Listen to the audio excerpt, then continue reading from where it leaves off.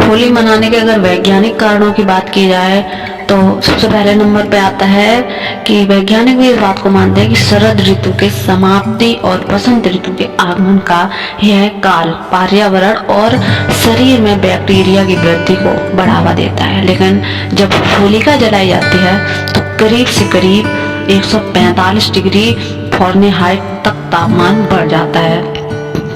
और इससे परंपरा के अनुसार जब लोग जलती होलिका की परिक्रमा करते हैं तो होलिका से निकलता ताप शरीर और आसपास के पर्यावरण में मौजूद बैक्टीरिया को नष्ट कर देता है और इस प्रकार यह शरीर तथा पर्यावरण दोनों के लिए ही बेहद खास रहता है। कुछ वैज्ञानिकों का यह भी मानना है कि रंगों के खेलने से हमारा सकारात्मक प्रभाव पड़ता है और हमारे शरीर तथा मानसिक स्वास्थ्य पर भी असर पड़ता है। पश्चिमी फिजिशियन डॉक्टर का मानना है कि एक स्वस्थ शरीर के लिए रंगों का महत्वपूर्ण स्थान है।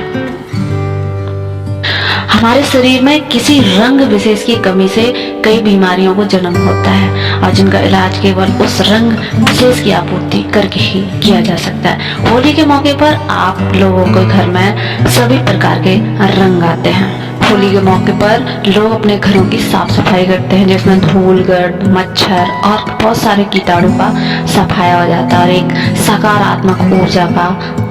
आवाहन होता है। योग आश्रम के डॉक्टर प्रधान के अनुसार होली पर शरीर पर ढाक के फूलों से तैयार किया गया रंगीन पानी विशुद्ध रूप से अबीर और गुलाल डालने से शरीर पर इसका प्रभाव पड़ता है और यह शरीर को ताजगी प्रदान करता है। जीव वैज्ञानिक के अनुसार गुलाल अबीर शरीर की त्वचा को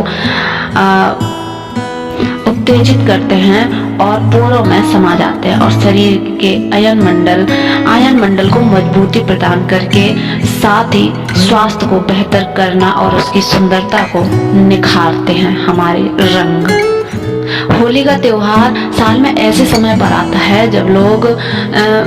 मौसम का बदलाव देखते हैं कि ठंड से अब गर्मी की तरफ रुख होता है और ऐसे में लोगों को सुस्ती बहुत आती है और लोग फाग गाकर और अपनी सुस्ती को भगाते हैं, जो कि होली में ढोलक के साथ लोग फाग गाते हैं और साथ ही साथ वो इस मौसम में जोर से बोलते भी हैं, मतलब आवाज तेज निकालते हैं और अपनी सुस्ती भगाते हैं। ये भी एक वैज्ञानिक कारण है होली का।